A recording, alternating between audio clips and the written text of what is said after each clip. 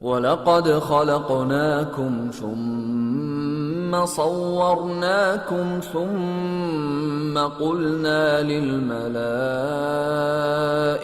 اسجدوا لآدم فسجدوا إلا إبليس لم يكن من الساجدين. قال ما منعك ألا تسجد إذ أمرتك؟ قال أنا خير منه خلقتني من نار وخلقته من طين. قال فاهبط منها فما يكون لك أن تتكبر فيها فاخرج إنك من الصاغرين. قال أنظرني إلى يوم يبعثون. قال إنك من المنظرين.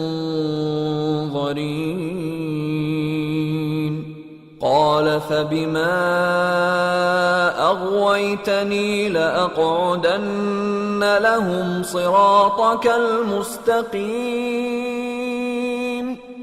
ثم لآتينهم من بين أيديهم ومن خلفهم وعن أيمانهم وعن شمائلهم ولا تجد أكثرهم شاكرين. قال اخرج منها مذءوما مدحورا لمن تبعك منهم لأملأن جهنم منكم أجمعين. ويا آدم اسكن أنت وزوجك الجنة فكلا من حيث شئتما ولا تقربا هذه الشجرة فتكونا من الظالمين. فوسوس لهما الشيطان ليبدي لهما ما وري عنهما من سوآتهما وقال ما نهاكما ربكما عن هذه الشجرة إلا أن تكونا ملكين أو تكونا من الخالدين. وقاسمهما إني لكما لمن الناصحين. فدلاهما بغرور فلما ذاقا الشجرة بدت لهما سوآتهما وطفقا يخصفان عليهما من ورق الجنة وناداهما ربهما ألم أنهكما عن تلكما الشجرة وأقل لكما إن الشيطان لكما عدو مبين. قالا ربنا ظلمنا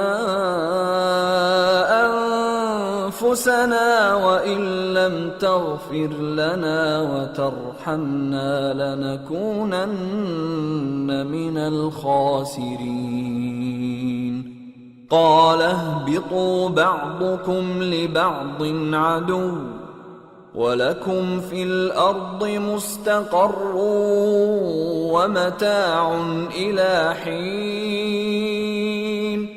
قال فيها تحيون وفيها تموتون ومنها تخرجون.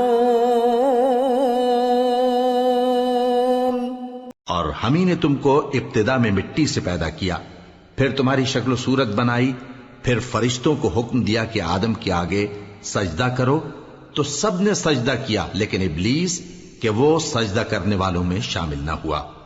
اللہ نے فرمایا جب میں نے تجھ کو بھی حکم دیا تھا تو کس چیز نے تجھے سجدہ کرنے سے باز رکھا؟ اس نے کہا کہ میں اس سے افضل ہوں، مجھے تو نے آگ سے پیدا کیا ہے اور اسے مٹی سے بنایا ہے۔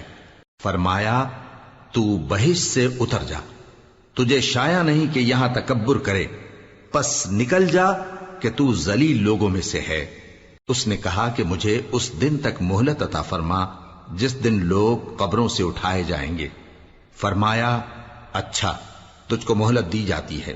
بولا کہ مجھے تو نے گمراہ کیا ہی ہے، میں بھی تیرے سیدھے رستے پر ان کو گمراہ کرنے کے لیے بیٹھوں گا، پھر ان کے آگے سے اور پیچھے سے اور دائیں سے اور بائیں سے، غرض ہر طرف سے آؤں گا، اور تو ان میں اکثر کو شکر گزار نہیں پائے گا۔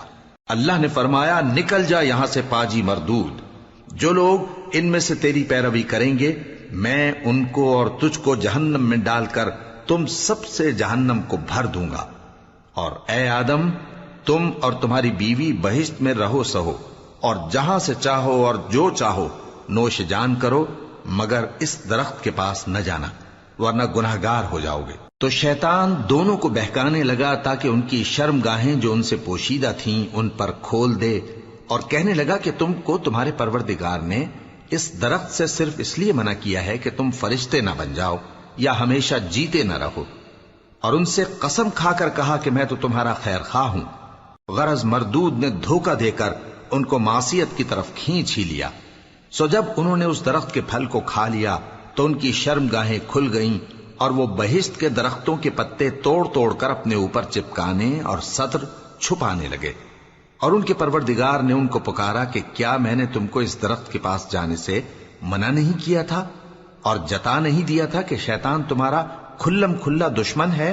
دونوں عرض کرنے لگے کہ پروردگار ہم نے اپنی جانوں پر ظلم کیا، اور اگر تو ہمیں نہیں بخشے گا اور ہم پر رحم نہیں کرے گا تو ہم تباہ ہو جائیں گے۔ فرمایا تم سب بہشت سے اتر جاؤ، اب سے تم ایک دوسرے کے دشمن ہو، اور تمہارے لیے ایک وقت خاص تک زمین میں ٹھکانا اور زندگی کا سامان کر دیا گیا ہے۔